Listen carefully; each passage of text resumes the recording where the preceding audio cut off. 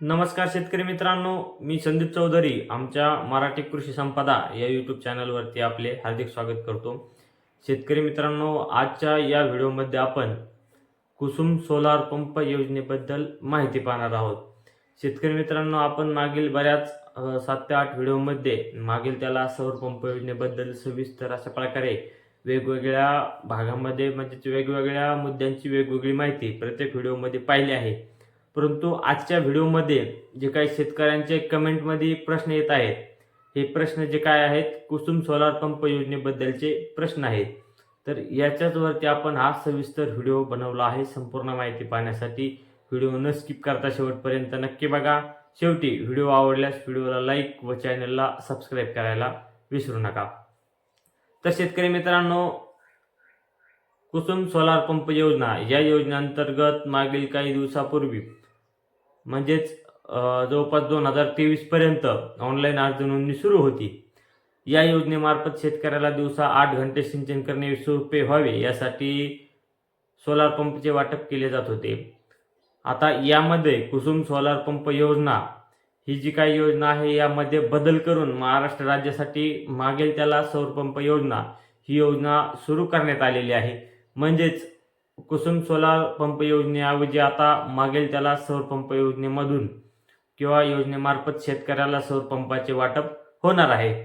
आता शेतकऱ्याचा जो काही प्रश्न आहे तो प्रश्न असा आहे की आम्ही कुसुम सोलार पंप योजनेसाठी अर्ज केलेला होता, तर तो जो काही अर्ज केलेला आहे त्या अर्जाची सद्यस्थिती किंवा त्याच्या अर्जाचे काय झाले, आम्हाला त्या अर्जामधून सोलार पंप मिळणार की नाही मिळणार, त्यासोबतच जे काय MKचे MS करणे, पेमेंटचा भरणा करणे इत्यादी प्रश्न आहेत त्याचे उत्तर आपण पाहू.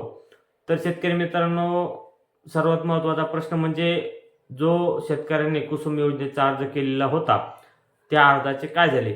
तर शेतकरी मित्रांनो, ज्या काही शेतकऱ्यांनी कुसुम योजनेसाठी आतापर्यंत अर्ज केलेला होता व त्यांनी मागील त्याला सौर पंप योजनेसाठी अर्ज केला नाही, अशा शेतकऱ्यांचा जो काही अर्ज आहे हा कुसुम योजनेकडून मागील त्याला सौर पंप योजनेकडे म्हणजेच मेडाकडून महावितरणकडे जमा करण्यात आलेला आहे किंवा वर्ग करण्यात आलेला आहे. आता ज्या शेतकऱ्यांनी कुसुम योजनेअंतर्गत अर्ज केलेला आहे अशा शेतकऱ्यांना देखील महावितरणकडून म्हणजेच मागील त्याला सौर पंप योजनेतूनच सौर पंपाचा लाभ मिळणार आहे. त्यामुळे आता ज्या शेतकऱ्यांनी कुसुम योजनेसाठी अर्ज केलेला आहे अशा शेतकऱ्यांना देखील पेमेंटचा भरणा करण्यासाठीचे मेसेज त्यांच्या मोबाईलवरती आलेले आहेत.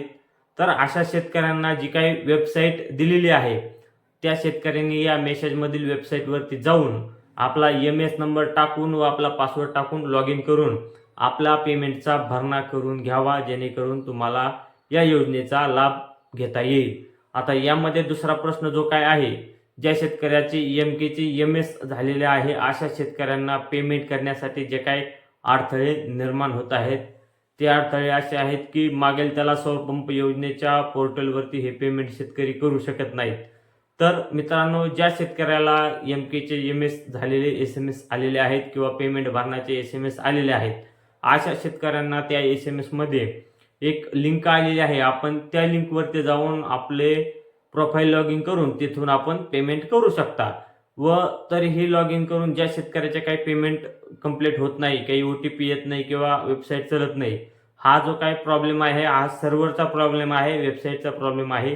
येत्या काही काळामध्ये हा प्रॉब्लेम सॉल्व्ह होऊन तुमचे पेमेंट होऊ शकते व तुम्हाला सोलार पंप योजनेचा लाभ मिळू शकतो. त्यामुळे ज्या शेतकऱ्यांनी मागेल त्याला सौर पंप योजनेमध्ये अर्ज केलेला नाही परंतु त्याच्या आधी कुसुम योजनेसाठी अर्ज केलेला आहे अशा शेतकऱ्यांना काळजी करायची काही गरज नाही.